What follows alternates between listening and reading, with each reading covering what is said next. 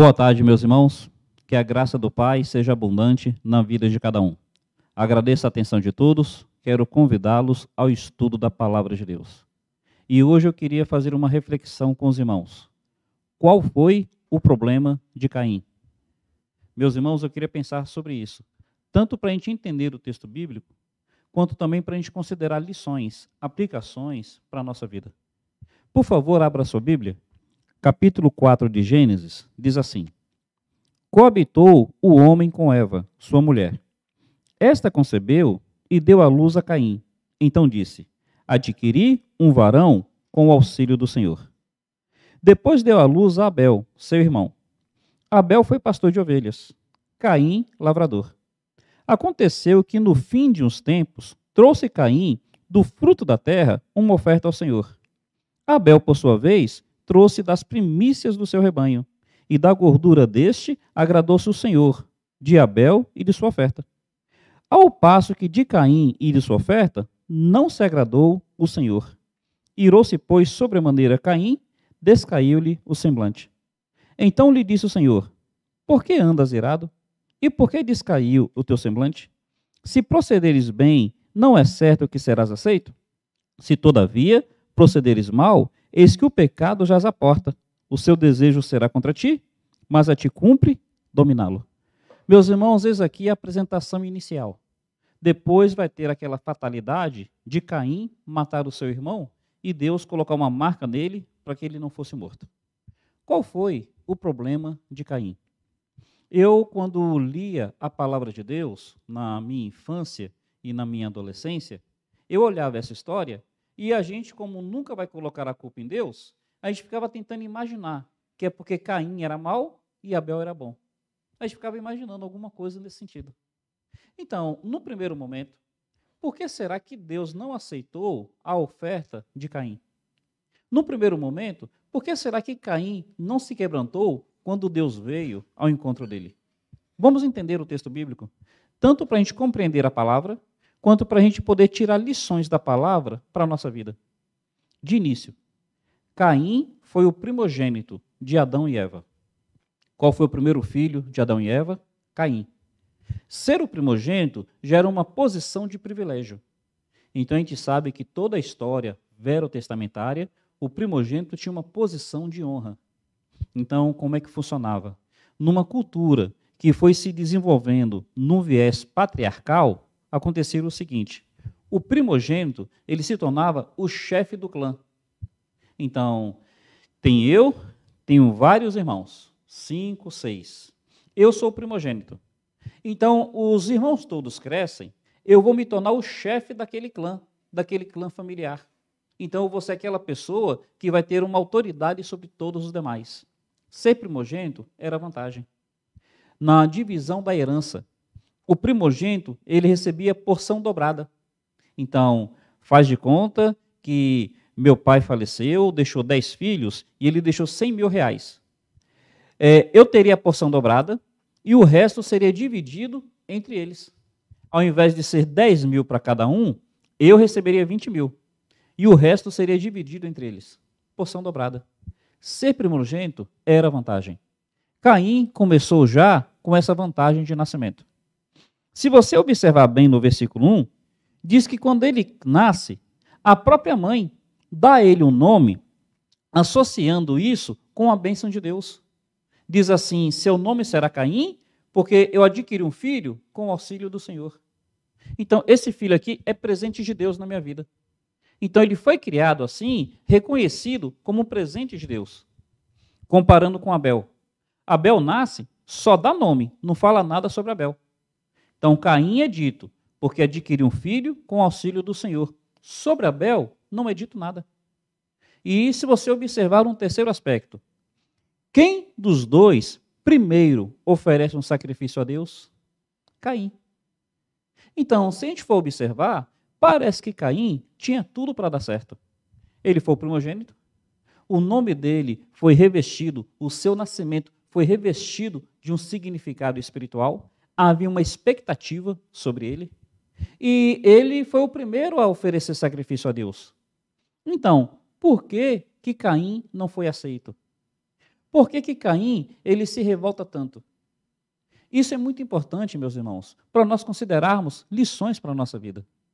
De início, observe bem, Caim ele vai oferecer fruto da terra e Abel vai oferecer uma ovelha. A leitura inicial nos levaria a pensar o seguinte: já que Abel cuidava de ovelhas, ele ofereceu aquilo que ele tinha, ovelhas. E já que Caim era lavrador da terra, ele ofereceu aquilo que ele tinha, o fruto da terra. No primeiro momento, a gente pode fazer essa leitura, mas é importante a gente lembrar o que aconteceu no Éden. O que aconteceu no Éden foi o seguinte: Adão e Eva pecaram. A maneira de Adão e Eva resolverem o problema do pecado deles foi vestirem-se de folhas de figueira, coisas associadas à terra. Quer dizer, eles pensaram, eles colheram, eles fizeram, eles se vestiram. Tudo do coração deles. Tudo da iniciativa deles, do esforço e da responsabilidade deles. Como é que Deus faz? Eles, diante de Deus, continuaram se sentindo nus. Como é que Deus faz? Deus, então, pega as peles de um animal, aí Deus faz as vestes e Deus veste Adão e Eva. Percebeu que houve dois modelos? Modelo humano, pensamento de Adão e Eva, esforço de Adão e Eva, tudo pelas mãos de Adão e Eva. A maneira divina. Ideia de Deus, Deus faz tudo, tudo atribuído a Deus. Então tem dois modelos. Aí agora, Caim vai oferecer um sacrifício a Deus. E Caim, ele faz tudo na responsabilidade dele. Ele que plantou, ele que colheu, e ele vai oferecer o fruto das suas mãos. Abel, ele vai oferecer algo que não dependeu dele. A vida não depende de Abel.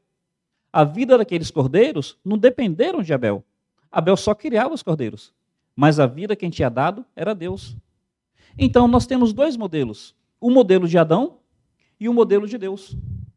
Caim vai seguir o modelo de Adão, fruto das suas mãos, seu esforço, sua iniciativa. Abel vai seguir o modelo de Deus, derramamento de sangue. É isso que a gente vai perceber em todo o Velho Testamento, e lá em Hebreus vai ser dito o seguinte: porque sem derramamento de sangue não há remissão. Havia necessidade do inocente morrer no lugar do pecador. A ideia é a seguinte: a ideia é, com o derramamento de sangue, a pessoa estava transmitindo o seguinte pensamento: o pecado é algo terrível. O pecado exige a morte. Eu sou pecador. Para que Deus me aceite, precisa haver o derramamento de sangue pelo meu pecado. Entendeu a ideia? O oferecer fruto da terra é a pessoa dar a entender que o pecado não é tão grave, ou ela sozinha consegue resolver o problema do pecado. São dois caminhos diferentes, dois caminhos opostos. O caminho de Deus, totalmente dependente dele. Ou o caminho do homem, totalmente dependente do homem. Nesse primeiro momento, percebeu bíblica e teologicamente por que Deus aceitou de Abel, mas não aceitou de Caim? Então, é tão somente por causa desse princípio. Ou eu dependo de Deus para ser aceito por ele, ou eu acho que os meus esforços resolvem o problema, porque de repente meu pecado nem é tão grave, né? Como é que a gente se enxerga nessa situação? Se vocês observarem, a Bíblia vai repetir isso reiteradamente. Jesus, ele vai dizer que dois homens sobem ao monte para orar. Os dois homens religiosos. Caim, religioso, acreditava que Deus existe e queria adorar a Deus. Abel, religioso, acreditava que Deus existe e queria adorar a Deus. Jesus fala do fariseu religioso, acreditava que Deus existe e foi orar. E o publicano religioso acreditava que Deus existe e foi orar. Como é que foi a oração do publicano? Do fariseu, em primeiro lugar. A oração do fariseu foi: Senhor, muito obrigado, porque eu não sou como os demais homens. Eu não sou tão pecador. Eu não mato, eu não roubo, eu não faço isso, eu não faço aquilo. Deus, olha os meus esforços. Eu oro, eu jejuo, eu dou dízimo de tudo que eu tenho. Deus, obrigado. Eu não sou como os outros homens, eu sou melhor que eles. E o texto fala que ele olha para o publicano e fala, Deus, obrigado, porque eu não sou nem como esse publicano. Percebe que o fariseu, ele achava que o pecado dele não era tão grave e que os seus esforços eram suficientes para resolver o seu problema? Caim está indo nesse caminho. O publicano, o texto fala que ele nem olhava para o céu. Ele só batia no peito e dizia assim, Deus, tem misericórdia de mim? Eu sou pecador. O publicano reconhecia que ele era pecador, que não havia nada nele que pudesse resolver o problema do pecado e dependia totalmente da misericórdia de Deus. Perceberam aí os dois caminhos? Aí, meus irmãos, Caim, infelizmente, ele vai no caminho de um fariseu. Minimizar o seu pecado e achar que seus esforços resolvem. Foi por isso que Deus não aceitou a oferta de Caim. Por que Deus aceitou a de Abel? Porque Abel estava dependendo do derramamento de sangue, o inocente morrendo no lugar do pecador. Porque o pecado dele é grave, nada que ele fizesse resolveria. Por isso que dependemos de Cristo. Mas então, quando eu li o texto, eu imaginava que Deus não gostava de Caim. Deus gostava de Abel. Porque às vezes a gente fica achando isso, né? Deus não gosta de Caim, Deus só gosta de Abel. Mas se você perceber, a Bíblia fala que Deus, ele não vai ao encontro de Abel. Fala que Deus aceitou a oferta de Abel, mas Deus não foi conversar com Abel em particular. Já com Caim, Deus vai tomar a iniciativa de conversar com Caim em particular. E está Caim com o semblante caído. Está Caim irado. Está Caim amargurado. Meus irmãos, a Bíblia fala que de tudo que se deve guardar, guarda o teu coração. Faz uma avaliação de como é que encontra o seu coração. Porque tem pessoas que estão nessa condição. O semblante descaído, irado, amargurado, ressentido. Meus irmãos, tomemos cuidado. Infelizmente, tem pessoas que não sabem lidar com frustrações. Não sabem lidar com o não. Não sabem lidar com situações adversas. Tem pessoas que, de repente, elas realmente foram machucadas. Elas talvez tenham até razões para estarem chateadas. Mas ainda assim, tome cuidado. Não se entregue a um semblante descaído. No caso de Caim, ele não tinha razão. Ele tinha tão somente que aceitar o jeito de Deus. Então, veja bem, como é que se encontra o teu semblante? A passagem não narra, porque a passagem faz um resumo da situação. Mas parece que o semblante de Caim não ficou descaído um dia ou dois. Parece que era algo que estava realmente sendo o seu caminhar normal. Ele já nem queria mais procurar a Deus. Meus irmãos, paremos para pensar. Às vezes nós ficamos chateados. Nosso semblante até descai. Mas olha, toma cuidado. Porque de repente seu semblante está descaído já por um tempo prolongado. Como é que a Bíblia diz? Um abismo vai chamar outro abismo. Aí está Caim com o semblante descaído e Deus vem ao encontro de Caim. Meus irmãos, Deus não faz acepção. Não é assim, Deus gosta desse e não gosta daquele. Deus, ele amava Abel e Deus amava Caim. Deus aceitou o de Abel não é porque amava mais Abel do que Caim. Deus não aceitou o de Caim, não é porque não amava Caim. Veja, Deus amava os dois. Mas Deus, por amor a todos os homens, ele estabeleceu um único meio. E esse meio é Jesus Cristo. Então, por mais que Deus te ame, se você não recorre a Cristo, você não poderá ser perdoado, porque o meio de Deus é inegociável.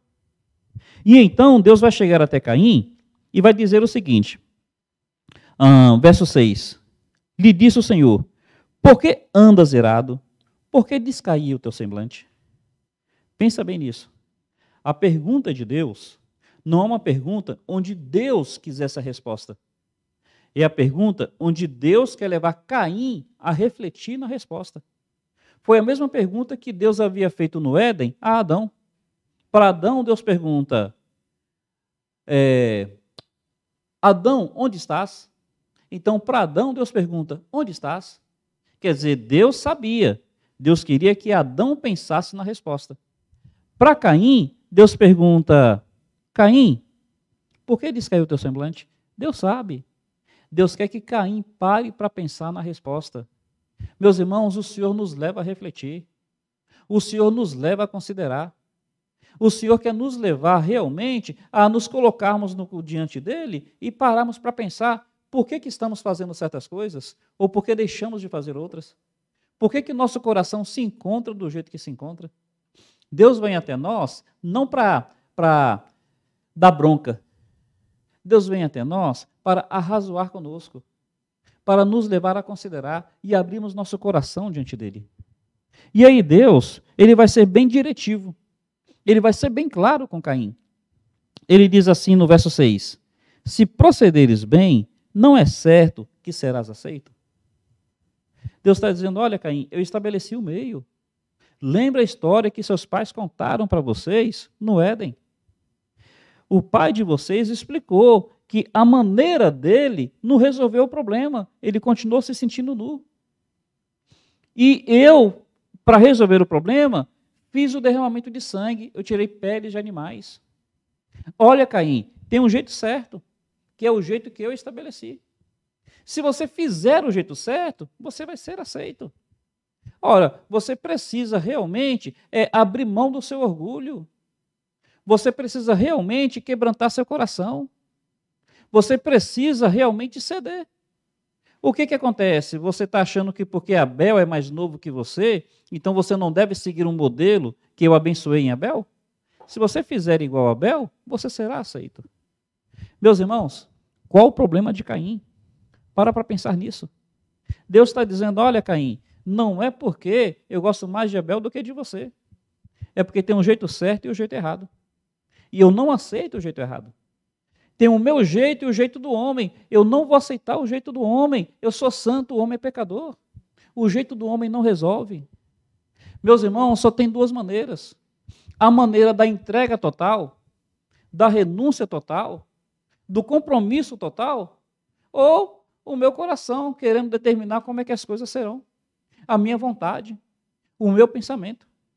Deus está dizendo, olha, Caim, se você realmente se dispuser a negar-se, se você se dispuser a realmente abrir mão do seu orgulho, do seu ego, se você se dispuser a se quebrantar, tenha certeza, faz o certo e será aceito. Dependa de mim. Se entregue totalmente. Meu irmão, esse é o caminho. O problema de Caim foi resistir à maneira de Deus. E aí Deus vai dizer, se serás aceito. Mas e se não? E se não? Ele continua dizendo, se todavia procederes mal, se você quiser a sua maneira, se você quiser entregar-se às inclinações naturais do seu coração, fica sabendo, o mal jaz à porta. Se você quiser proceder mal, o pecado jaz à porta. Quer dizer, o que Deus está dizendo? Ou você fica debaixo da cobertura do sangue, ou você fica debaixo da cobertura do verdadeiro sacrifício, ou você fica debaixo da minha cobertura, ou você vai depender de si mesmo. E se você depender de si mesmo, o que acontece? O pecado jaz à porta. O perigo está logo aí na porta. A ideia do pecado jaz é mais ou menos uma cobra com um bote armado. A cobra pronta para oferecer aquela mordedura venenosa. Então Deus está dizendo, ou você fica debaixo da minha cobertura, e ali você vai ter proteção, a cobertura do sangue, a cobertura do sacrifício perfeito, ou você vai depender de si mesmo. E dependendo de si mesmo, você fica exposto. Dependendo de si mesmo, você fica frágil. Dependendo de si mesmo, o pecado jaz à porta. O que o texto está dizendo? O pecado jaz à porta. O seu desejo será contra ti. Mas cabe a você dominá-lo. Sabe qual é a ideia do desejo contra ti? Dois sentidos, pelo menos. Primeiro, que o teu desejo, se você satisfizer, só vai te fazer mal. Primeiro é isso. Se eu permitir que os meus desejos sejam saciados, ora, por mais que pareça que eu estou me fazendo bem, eu só estou me fazendo mal. Pureza sexual. nós temos inclinações pecaminosas que também estão associadas com sexualidade. Se nós permitirmos que os nossos desejos sexuais sejam satisfeitos, ora, nós seremos os maiores prejudicados na maior parte das vezes. Nosso desejo é contra nós. Se nós deixarmos que o nosso coração ele caminhe da maneira que quiser, esse desejo será contra nós. Seremos os maiores prejudicados. Meus irmãos, o nosso coração tem que ser mortificado e não gratificado. O nosso coração tem que ser mortificado, tem que ser crucificado e não gratificado. Pensa bem nisso. A sua vontade tem que ser mortificada e não gratificada. Os seus desejos têm que ser mortificados e não gratificados. Infelizmente, o que o mundo coloca é que você tem que caminhar de acordo com o seu coração. E, infelizmente, o que está entrando, ou já entrou, na mentalidade dos evangélicos é isso. É isso. Você tem que satisfazer os seus desejos, você tem que caminhar pelo seu coração. Se isso te faz bem, então faça. Deus está dizendo para Caim, o teu desejo é contra ti. Se você permitir que o seu desejo seja saciado, você será o maior prejudicado. Primeiro, nesse sentido. O segundo sentido é que nós, temos desejos, e se nós, lutarmos contra esse desejo, nós percebemos que muitas vezes não conseguimos dominá-lo. É o que Paulo disse, miserável homem que sou, o bem que eu quero, eu não faço. O mal que eu não quero, estou sempre fazendo. Entende? Quer dizer, se eu sair debaixo da graça, se eu sair debaixo da cobertura do Senhor, se eu sair debaixo do sangue, eu ficarei escravo dos meus desejos. Ainda que eu não queira, eu vou acabar fazendo. E ainda que eu queira, eu não vou conseguir fazer o bem. Eu vou ficar debaixo dos meus desejos, serei escravo dele. Então, meus irmãos, veja qual é o problema de Caim. O Senhor, em graça e em misericórdia, está vindo ao encontro de Caim. Está falando terna e firmemente a Caim. Caim, por que está descaído o teu semblante? Ternura. Por que você está irado? Ternura. Se procederes bem, não é certo que serás aceito? Ternura. Mas, se procederes mal, teu desejo será contra ti. Firmeza. Teu desejo será contra ti. O pecado jaz à porta. Cumpre a você dominar o teu desejo. Caim, ao invés de, como Adão, aceitar a oportunidade do arrependimento, porque Adão, graças a Deus, aceitou, o que Caim vai fazer? Caim vai permitir que o seu coração mau, ele, ao invés de correr para debaixo do sangue, para debaixo do sacrifício, para debaixo da graça, ele vai permitir que o seu coração mau direcione a sua vida. E aí o texto vai dizer que em algum momento, a gente lê o texto, a gente pensa que foi tudo na mesma hora. Não, houve um processo. Um abismo chamando outro abismo. Mais e mais amargura, mais e mais ira. Aí fala que em algum momento, verso 8, disse Caim a Abel, seu irmão, vamos ao campo. Estando eles no campo, sucedeu que se levantou Caim contra Abel, o seu irmão, e o matou. Seu desejo contra ti. Seu desejo contra você. Ele, debaixo da graça, ele conseguiria dominar o desejo. Ele, infelizmente, abriu mão da graça. Abriu mão da cobertura do sangue. E agora o desejo dele está levando ele a se afundar cada vez mais. Ele mata seu irmão e ele deixa o irmão lá no campo. Ele está voltando e a gente olha para o texto, parece que foi imediato, a gente não sabe dizer. Mas em algum momento Deus vem até Caim e Deus faz a segunda pergunta. Deus diz assim, Caim, onde está o teu irmão? Meus irmãos, eu vou insistir nisso daqui. Deus, ele traz oportunidades misericordiosas a Caim. Da primeira vez, quando ele pergunta, por que está descaído o teu semblante? Deus está chamando Caim ao arrependimento, ao quebrantamento. Agora, quando ele pergunta, onde está o teu irmão? É claro que Deus sabia.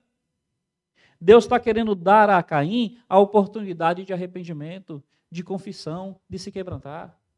Onde está teu irmão? Deus quer que Caim pense. O que eu fiz com meu irmão? Deus está me perguntando. E aí, meus irmãos, diante de Deus nós temos dois caminhos. Não tem 3, não tem 4. Ou o caminho dele é o caminho do arrependimento, da confissão, do quebrantamento. É o caminho da mortificação do ego, da crucificação do orgulho. Deus está oferecendo esse caminho a Caim repetidamente, reiteradamente. E o que Caim vai fazer? Da primeira vez que Deus pergunta, Caim fica em silêncio. Deus fala, olha, por que não descair do teu semblante? Caim não fala nada. Deus diz, se fizeres o bem, serás aceito. Caim não fala nada. Olha, o pecado jaz à porta. Caim fica quieto. Mas agora Caim vai responder. E como é que Caim responde? Sou eu, por acaso, guarda-costas de meu irmão? Percebe como é que o coração de Caim se endureceu? Primeiro a amargura do silêncio. Agora a rebeldia da rispidez. Agora a rebeldia da inimizade aberta. Sou eu, por acaso, guarda-costas de meu irmão? Percebe que ele está sendo grosso com Deus? Meus irmãos, um abismo chama outro abismo. Qual é o problema de Caim? O problema de Caim começa em achar que ele não é tão pecador. Começa em achar que a maneira dele é a ideal, que os seus esforços são suficientes. Aí ele não consegue lidar com a desaprovação, quando ele percebe que Deus não levou em conta o seu sacrifício. Ele não consegue lidar com a comparação, ver o outro sendo abençoado e ele não. Ele não consegue lidar com a repreensão. Deus dizendo, Caim, o problema não está em mim não, o problema está em você. E nisso tudo, Caim não percebe as oportunidades misericordiosas de Deus. Não percebe que Deus valorizava Caim, porque Deus se agradou em nos atribuir valor. Ele quis fazer isso. Não é que Deus amasse mais Abel do que Caim, é que Deus disse, olha, o pecado é grave, o homem sozinho não resolve o problema do pecado.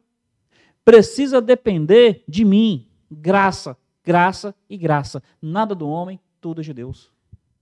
Aí Caim agora está rejeitando, mais uma vez, a misericórdia de Deus. E Deus então vai dizer, olha Caim, versículo 10. Disse Deus, que fizeste? A voz do sangue do teu irmão clama da terra a mim. Deus vai dizer, olha Caim, foi grave, foi terrível o que você fez. Verso 11. És agora, pois, maldito por sobre a terra cuja boca se abriu para receber de tuas mãos o sangue de teu irmão. Quando lavrares o solo, não te dará ele a sua força. Serás fugitivo, errante pela terra. Deus está dizendo, olha, as consequências virão. Infelizmente, você trouxe maldição sobre a sua vida. Meu irmão, pensa bem nisso. As nossas decisões ou liberam a graça de Deus para nos abençoar, ou as nossas decisões, nossa atitude, trazem maldição sobre nós. Pensa bem nisso. Tem pessoas trazendo maldição sobre si, sobre seu casamento, sobre sua família, até sobre a sua igreja. Meu irmão, pensa bem nisso. Não traga maldição sobre você. Quebrante-se, humilhe-se. Recorra à misericórdia do Senhor. Peça perdão, perdoe. Como é que está o teu coração? Seu semblante está caído? Você está amargurado? Até quando vai essa amargura? A cruz de Cristo é maior. O sangue de Cristo é maior. A graça do Senhor adocica ou adoça qualquer coração. E aqui então, meus irmãos, veja o que Caim vai dizer no verso 13. Então disse Caim ao Senhor, é tamanho o meu castigo que já não posso suportá-lo. Caim, então, ele vai reconhecer, mas ele vai reconhecer não no sentido de pedir misericórdia. Vai reconhecer no sentido de achar que Deus exagerou. Ele vai dizer no verso 14, eis que hoje me lanças da face da terra, e da tua presença hei de esconder-me, serei fugitivo e errante pela terra. Quem comigo se encontrar, me matará. Tenta entender. Caim está dizendo que a coisa dele é grave, realmente é grave. E está dizendo que Deus assim pesou demais a mão.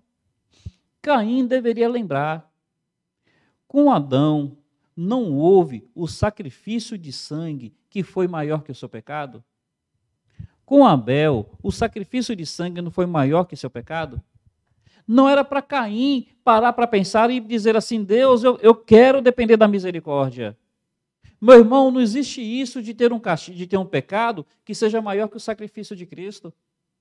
Não tem tarde demais na nossa busca por Deus. Tão somente nos quebrantemos. Problema de Caim. Ele não acreditava que o jeito de Deus resolveria seu problema. Ele não acreditava que realmente o sacrifício, o derramamento de sangue, resolveria seu problema. Problema nosso é não acreditarmos que a palavra é suficiente. Precisa de algo mais. Não acreditarmos que o sacrifício de Cristo é suficiente. Precisa de algo mais. A gente diz que é, mas está sempre atrás de algo mais. Não acreditarmos que a igreja local, com a sua simplicidade, louvor, oração, pregação, comunhão, não acreditar que isso seja suficiente. A gente quer algo mais, precisa de novidade, precisa de algo mais. Caim, infelizmente, não acreditava. Meus irmãos, paremos para pensar nisso. A Bíblia é suficiente. O sacrifício de Cristo é suficiente. O culto da igreja local, com aquela oração simples, com aquela pregação simples, com aquele louvor simples, com aquela comunhão espontânea, é o suficiente para a nossa caminhada cristã, meu irmão. Para pensar nisso, acredite nisso. Caim vai receber mais uma expressão da misericórdia de Deus. Caim está dizendo, quem me encontrar vai me matar. É porque naquela época existia aquela lei do sangue. Quem matasse deveria ter o seu sangue derramado pelo parente mais próximo. Alguém vai perguntar, mas pastor, não só tinha Caim e Abel? Não, meus irmãos. Além de Caim e Abel, Adão teve filhos e filhas. E lembre que as pessoas viviam cerca de 800, 900 anos. Então, com o passar do tempo, a população foi crescendo. Só esse parênteses. Qual vai ser a misericórdia que Deus vai exercer sobre Caim nessa situação? Verso 15. O Senhor, porém, lhe disse, assim qualquer que matar a Caim, assim qualquer que matar a Caim, será vingado 7 vezes. E pôs o Senhor um sinal em Caim, para que não ferisse de morte quem quer que o encontrasse. Percebeu que Deus vai dar uma proteção a Caim para que ele não fosse morto por vingança? Por que Deus está dando essa misericórdia a Caim? E eu só consigo pensar de uma maneira. Deus está dando a Caim a oportunidade de viver mais tempo para que pudesse se arrepender. Deus está prolongando a vida de Caim, para que, prolongada a vida, tivesse a oportunidade de refletir no que fez, tivesse a oportunidade de se arrepender. Meus irmãos, pensemos nisso. O problema de Caim não foi falta de misericórdia, não foi falta de graça, não foi falta de oportunidades. O problema de Caim não foi falta das iniciativas de Deus sobre ele. O problema do homem nunca está em Deus. O problema do homem nunca é por uma falta em Deus. Deus é gracioso, Ele é misericordioso, Ele vem ao nosso encontro, Ele nos dá oportunidades. O problema de Caim não foi um nascimento que o desprestigiasse. Ele nasceu pecador, mas Abel também nasceu. Ele teve uma oportunidade melhor porque era primogênito. O problema de Caim não foi falta de expectativa dos pais. Quando ele nasceu, os pais colocaram sobre ele uma expectativa de bênção. O problema de Caim foi que ele queria ter uma religiosidade à sua maneira. Ele queria adorar a Deus do seu jeito, na vontade da sua carne, na vontade do seu eu. O problema de Caim é que ele não soube lidar com frustração. Ele não soube lidar com o não. Ele não soube lidar com algo que mostrasse para ele que ele não era essas Coca-Cola toda. O problema de Caim é que ele não sabia trabalhar a amargura do coração. Ele permitia que aquilo crescesse. O problema de Caim é que ele não aceitou a oportunidade misericordiosa de Deus quando o chamou a pensar. Por que está descaído o teu semblante? O problema de Caim é permitir se amargurar cada vez mais, chegando ao ponto de matar o seu irmão. Meus irmãos, paremos para pensar. Qual é o nosso problema? Não está em Deus, está em nós. Como é que anda teu coração? Você recorre totalmente ao jeito de Deus ou você fica pensando no seu jeito?